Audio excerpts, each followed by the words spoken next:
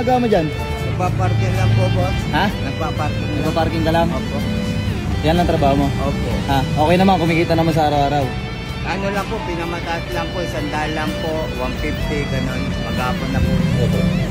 Ito lang ito trabaho ni tatay. May anak ka, may anak ka? Kamamatay lang po na ito. Ha? Walay po. Iwalay ka sa asawa? Opo. Oo.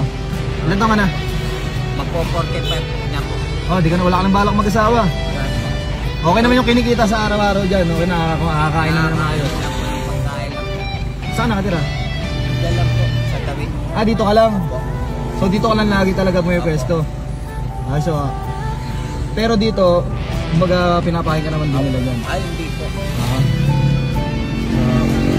Dito na tayo kumain kaya, no? Okay, masarap din naman natin yun eh. Alam mo, quality yun eh. Hindi, ganito na lang kuya. Yan ang trabaho mo, di ba? So, may ibibigay ako sa'yo kuya, blessing lang to, ha? Blessing lang nito, di sa aking galing to, ha?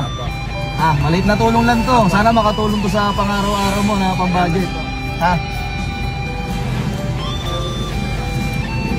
Kuya, eto, dali mo to sa mabuti, ha? Ha? Pangbili mo ng bigas, bili ka ng bigas. O kaya pagkain nyo, para may pang-budget ka sa araw-araw, ha? Salamat po, maraming salamat po.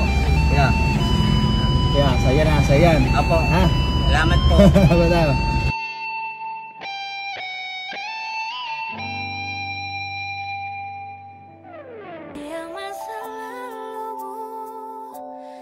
Sa kung saan yan, ha? Hindi po, boss. Ah, Kahit ano gagawin mo dyan? bibili po ng bigas ulam po. May kasama ka sa bahay nyo? Opo, nanay ko po, senior, saka ito kapatid. Ah, magkapatid kayo. Ayan, bilhin nyo ng pagkain na para meron kayo panggas sa pang-araw-araw, ha? Salamat po. Bata. Salamat po.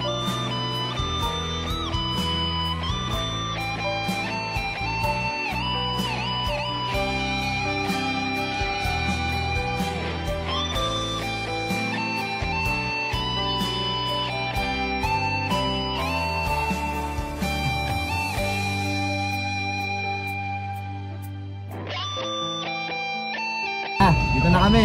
Ay, kain muna tayo rito. O, tara. Yeah. Park na natin. Yeah, ingat ha. Dito na kami. Ano, park na natin. O, tara, park na natin.